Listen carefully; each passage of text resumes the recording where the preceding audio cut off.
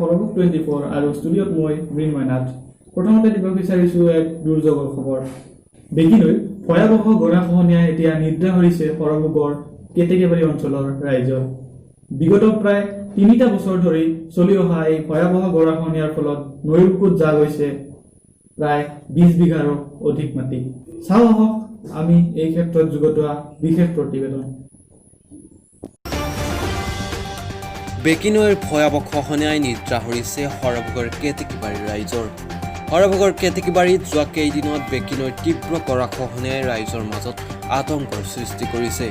যোৱা 3 বছৰ ধৰি হৈ থকা বেকিনৈৰ গৰাখহনীয়াৰ ফলত 20 বিঘাৰো অধিক মাটি ইতিমধ্যে নৈৰ বুকুত জাহ গৈছে।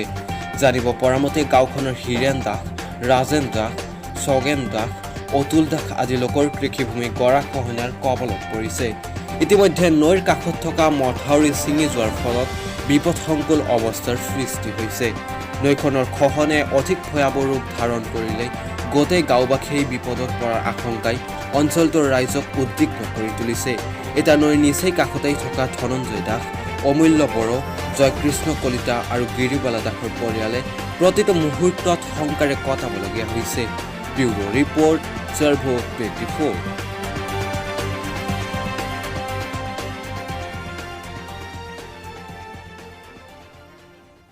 এতিয়া আগবাঢ়িছোঁ দ্বিতীয়টো খবৰলৈ। উচ্চতৰ মাধ্যমিকৰ কলা শাখাত 8ম স্থান লাভ কৰিবলৈ সক্ষম হোৱা সৰভোগৰ ৰামপুৰ অঞ্চলৰ দেজীনাথলৈ যোৱাকালি সম্বৰ্ধনা জ্ঞাপন কৰে স্ৰোতস্বিনী সাংস্কৃতিক গোষ্ঠীয়ে।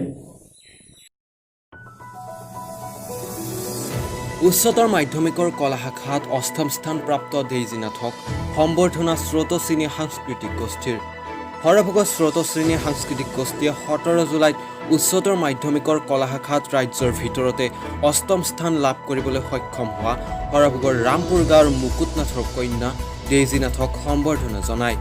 কৃতি ছাত্ৰীগৰাকীৰ বাসভৱনলৈ গৈ সাংস্কৃতিক গোষ্ঠীটোৰ সদস্যসকলে এখন মানপত্ৰ, এটি ফুলাম জাপি আৰু কিতাপেৰে সম্বৰ্ধনা জনাই ভৱিষ্যত জীৱনৰ সফলতাৰ বাবে শুভকামনা জনায়। Bureau report, Sorbhog 24।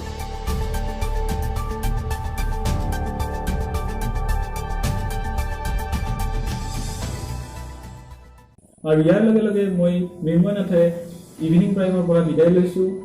অধিক তথ্য আৰু খবৰ জানিবলৈ আপোনালোকে ইউটিউবত আমাৰ চেনেলটো ছাবস্ক্ৰাইব কৰিব পাৰে। ধন্যবাদ।